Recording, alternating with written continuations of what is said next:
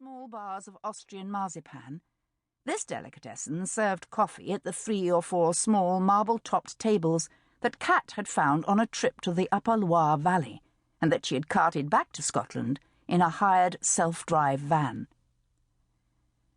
Isabel was sitting at one of these tables, a freshly made cappuccino before her, a copy of that morning's Scotsman newspaper open at the crossword page.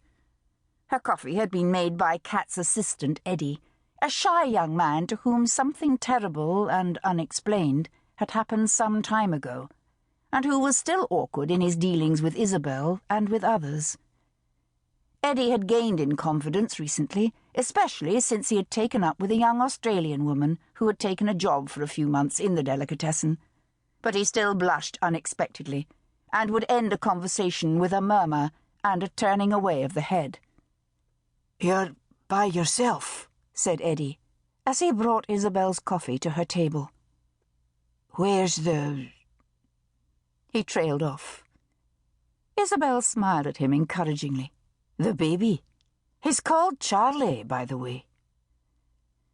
Eddie nodded, glancing in the direction of Kat's office at the back of the delicatessen. "Yes, of course. Charlie. How old is he now?" 3 months. More or less exactly. Eddie absorbed this information. "So he can't say anything yet?"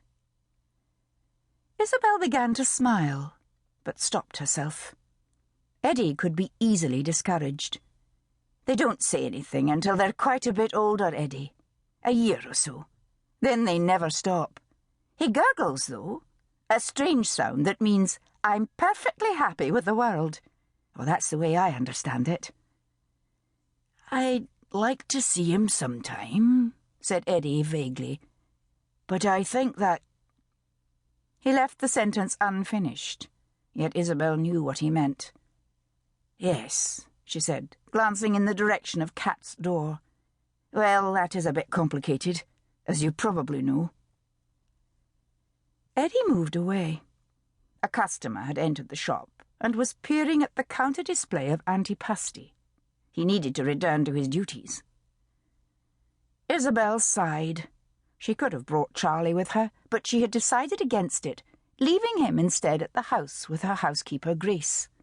She often brought him to Bruntsfield, wheeling him, a wrapped-up cocoon, in his baby buggy, negotiating the edge of the pavement with care, proud in the way of a new mother, almost surprised that here she was, Isabel Dalhousie, with her own child, her son. But on these occasions she did not go into Kat's delicatessen, because she knew that Kat was still uncomfortable about Charlie. Kat had forgiven Isabel for Jamie. When it had first become apparent that Isabel was having an affair with him, Kat had been incredulous. "Him? My ex-boyfriend? You?" Surprise had been followed by anger, expressed in breathless staccato. "I'm sorry. I just can't get used to it. The idea."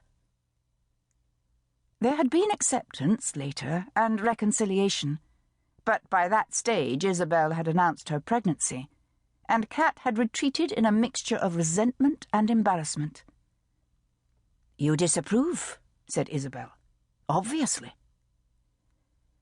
Kat had looked at her with an expression that Isabel found impossible to interpret. "I know he was your boyfriend," Isabel continued, "but you did get rid of him. And I didn't set out to become pregnant. Believe me, I didn't.